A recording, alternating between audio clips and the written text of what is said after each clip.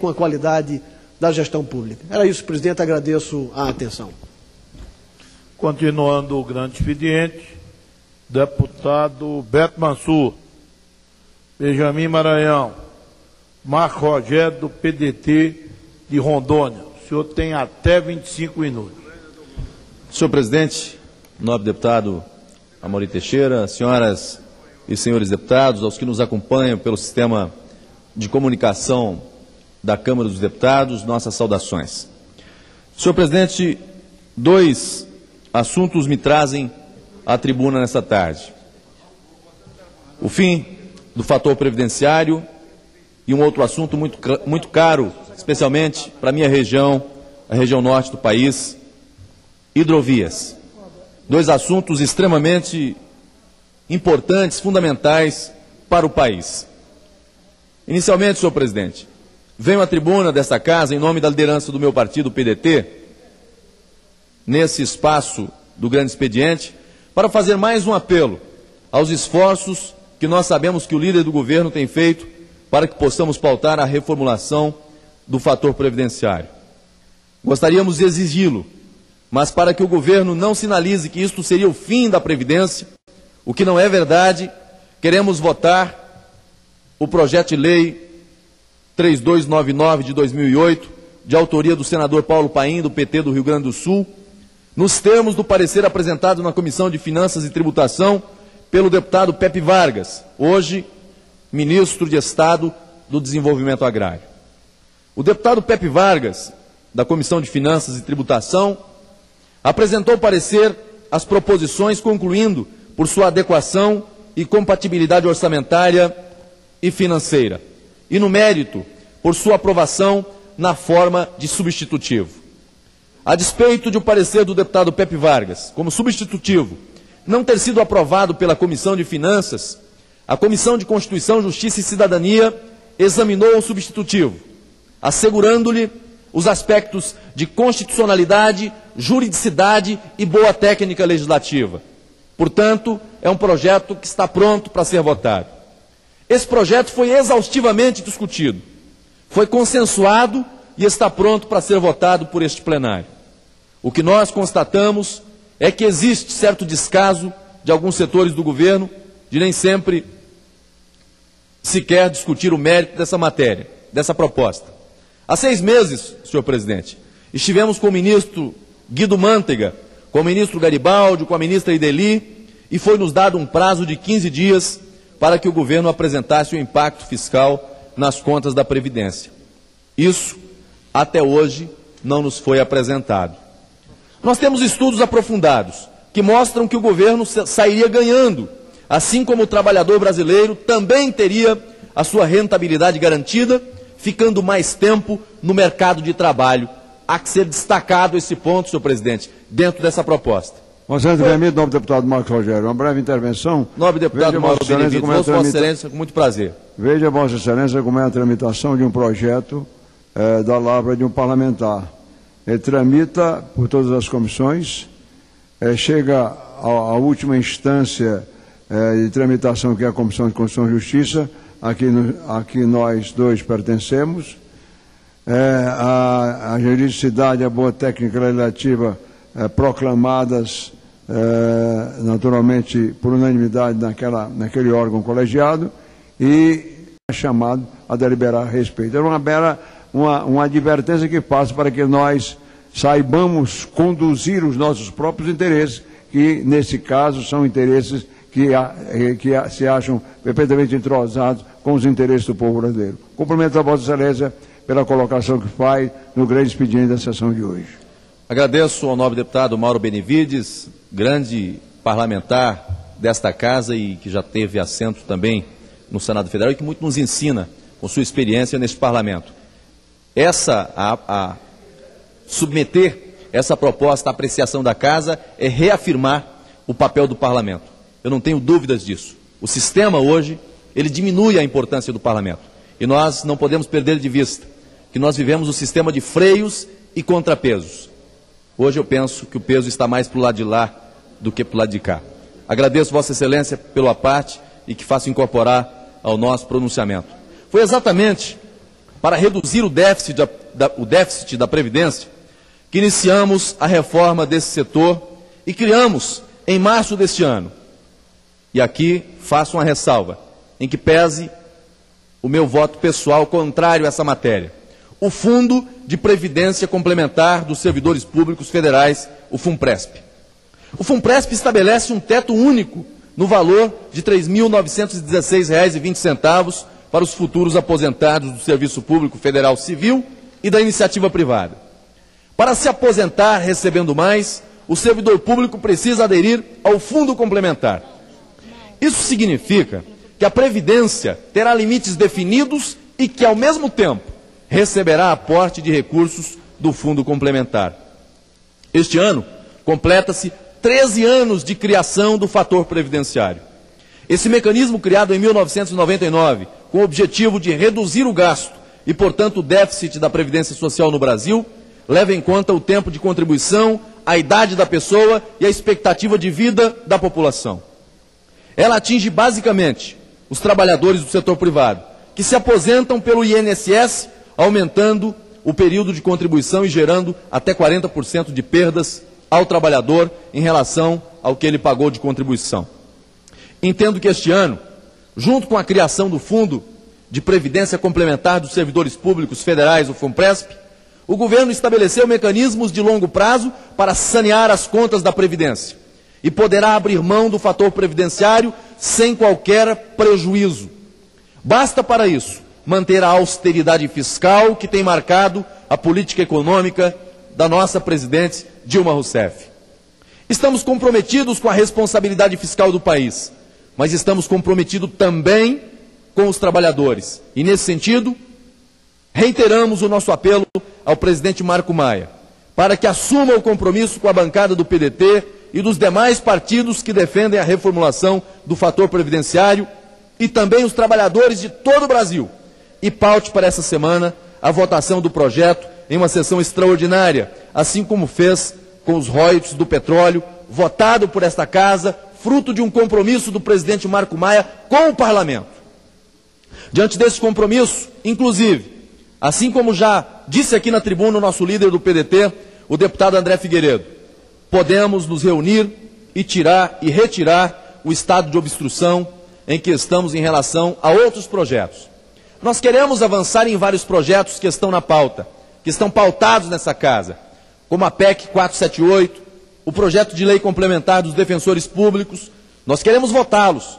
Agora não abrimos mão de votar a reformulação do fator previdenciário, porque esse é um tema que interessa ao Brasil, esse é um tema que interessa aos trabalhadores brasileiros.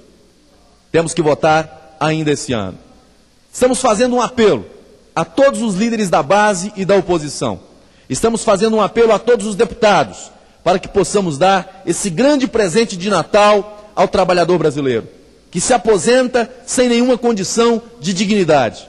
Não custa nada termos esse diálogo reaberto para que possamos, acima de tudo, fazer com que esta Casa verdadeiramente seja a casa do povo brasileiro.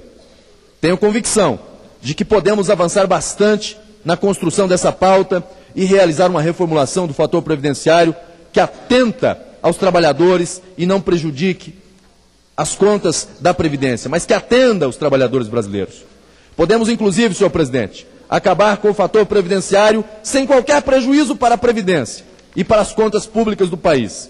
Para isso, basta o governo combater a sonegação monstruosa, fiscalizar, cobrar, arrecadar, recuperar créditos, acabar com as renúncias fiscais e com os benefícios sem custeio, bem como com toda forma de corrupção que corrói o nosso orçamento e a estrutura pública deste país. E aqui aproveito a oportunidade para cumprimentar Sua Excelência, a presidente Dilma Rousseff, que apenas havendo fumaça de corrupção, não tem titubeado, tem usado a força da caneta presidencial e feito valer aqueles princípios e aquelas convicções que ela sempre defendeu. Desde a época que era do meu partido, o PDT, ela continua defendendo porque é uma republicana. Essas eram as considerações, senhor presidente, que eu gostaria de fazer em relação ao fator previdenciário. Esse é um apelo do povo brasileiro, esse é um apelo do trabalhador, é um apelo do PDT mas que não o faz sozinho. Nesta casa, essa matéria tem ecoado nos mais diferentes partidos dessa casa. E é um apelo, acredito que do Parlamento, para que nós aprovemos essa matéria. O outro assunto, senhor presidente, que gostaria de tratar na tarde de hoje nessa casa, é um assunto importante para o Brasil. Hoje pela manhã, meu nobre deputado Moreira Mendes, nós tivemos aqui uma sessão solene que tratava da estrada de ferro lá de Rondônia, Madeira Mamoré. E agora eu trago um outro assunto correlato nos modais de transporte, as hidrovias. E aqui faço essas observações trazendo algumas preocupações. O tímido e preocupante desempenho econômico da Europa e dos Estados Unidos, assim como as indefinições sobre o rumo da economia chinesa no futuro próximo, são um recado claro para o Brasil que é hora de fazer o dever de casa. O tempo de bonança, baseado na demanda externa, pode estar com os dias contados. Num mundo em contração ou com crescimento lento, não vai ser nada fácil para o Brasil manter ou mesmo disputar novos mercados, oferecendo produtos cujos preços são influenciados por enormes desperdícios na cadeia logística, especialmente durante o transporte. Isso é ainda mais grave no caso das commodities, cujo valor agregado é baixo, ressaltando o impacto dos custos logísticos. Mas, afinal de contas, senhor presidente, o que é fazer o dever de casa? Neste caso, é trabalhar para reduzir toda a sorte de ineficiência que hoje afeta a cadeia logística. A começar, é claro, pela diminuição dos custos, das perdas e do tempo total de transporte. Senhoras e senhores deputados, se prestarmos atenção às características de nosso território e ao tipo de produto que tem dominado nossa pauta de exportação, é impossível não reconhecer que boa parte do desperdício de recursos na atividade de transporte acontece por se deixar de lado a opção hidroviária em favor do uso de caminhões. Não se trata aqui de condenar o transporte rodoviário, mesmo porque ele costuma representar nos trajetos mais curtos e nos porta a porta a melhor escolha. É o caso, isto sim, de não ignorar a hidrovia, uma modalidade que é praticamente imbatível quando se pensa no transporte de granéis a longas distâncias. De fato, senhor presidente, os dados demonstram que uma barcaça padrão transporta o equivalente a 44 carretas em trânsito nas rodovias. Quanto aos custos econômicos e ambientais, o transporte por tonelada no modo hidroviário é significativamente mais barato e menos poluente do que no rodoviário. 1 litro de combustível permite transportar cerca de 1 tonelada de produto por 25 quilômetros nas estradas, enquanto que no hidrovia, o mesmo litro de combustível garante o trânsito da mesma quantidade de carga por até 217 quilômetros. Veja a vantagem do modal hidroviário. Tudo isso não é novidade, meu ilustre Moreira Mendes. Tudo isso nós já sabemos. A questão é, por que não se investir ou por que não se incluir entre as prioridades investimentos nas nossas hidrovias? Quero pedir a Vossa Excelência que me conceda uma parte. Ouço Vossa Excelência com muito prazer. Vossa Excelência, deputado Marcos Rogério, lá do meu estado, nova liderança, que se desponta como um parlamentar preocupado com as coisas que são interesse do país, especialmente do nosso estado. Vossa Excelência traz hoje aqui 2 temas. E eu, propositadamente, esperei aqui para lhe apartear exatamente quando trouxesse o segundo tema, posto que havíamos conversado aqui rapidamente antes de Vossa Senhoria, Vossa Excelência, subir aí ao plenário. Quanto ao primeiro tema, concordo em gênero, número e grau. Eu também sou contra o fator previdenciário, já por diversas vezes nessa tribuna manifestei essa minha opinião. Está na hora aqui da Câmara dos Deputados corajosamente tomar uma posição no sentido de mudar essa excrescência da nossa legislação. Há outros mecanismos que o Estado brasileiro pode parabenizar, ilustre deputado, por essa iniciativa, E é bom que a gente faz aqui o nosso papel, de alertar as autoridades que é preciso mudar os rumos. E mudar rumo não é para envergonhar ninguém. Se a coisa não está certa, vamos mudar para o outro lado, vamos começar a investir ou diretamente ou com a parceria público-privada, mas o fato é que o seu pronunciamento é oportuno e atual. Parabéns. Muito obrigado, nobre deputado Moreira Mendes, deputado do meu querido estado de Rondônia, e a fala de Vossa Excelência enriquece o nosso pronunciamento, de forma que nós o incorporamos à nossa fala. Nós, com o custo do Brasil que nós temos crescido. Imagine se nós tivéssemos menos entraves, né? A questão do transporte é apenas um dos itens que faz com que tenhamos um custo do Brasil extremamente alto. Tenho falado aqui também em relação ao custo da energia, que faz com que nós percamos a nossa capacidade de crescimento. Esse é outro fator que nos preocupa bastante. Mas, senhor presidente,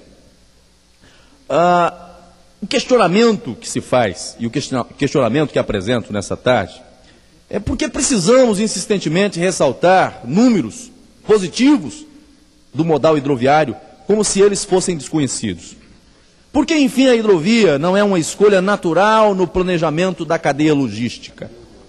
Em primeiro lugar, senhoras e senhores deputados, porque rios não são hidrovias, como muita gente pensa. Podem vir a ser, se houver a intervenção do homem, se houver investimentos, mas rios não são hidrovias.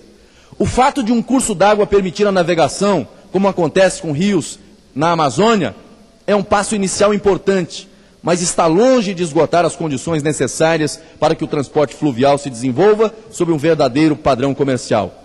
É preciso bem mais do que isso. É preciso investimento. Na verdade, senhor presidente, a natureza do transporte fluvial é mais complexa do que a do transporte rodoviário. O uso da rodovia quase sempre exige coordenação com outras infraestruturas de transporte. Sua viabilidade depende da superação de conflitos relacionados ao uso da água, que cumpre funções ambientais e possui potencial energético, a limitações geográficas e de tipo de carga, ao menos até que os containers realmente proliferem. São necessários investimentos bem pesados para a aquisição dos meios de transporte, os comboios, coisa que afeta em menor grau o transporte rodoviário. Ainda, deficiências de vários tipos nos portos e nos pequenos terminais hidroviários, com destaque para a falta ou obsolência de equipamentos, o elevado custo de mão de obra e entraves burocráticos, outros afins. Sem que se leve em conta todas essas complicações, é difícil entender por que insistimos em transportar pelas estradas, como se nosso empresariado gostasse de gastar dinheiro, gostasse de rasgar dinheiro, o que não é verdade, claro que não é.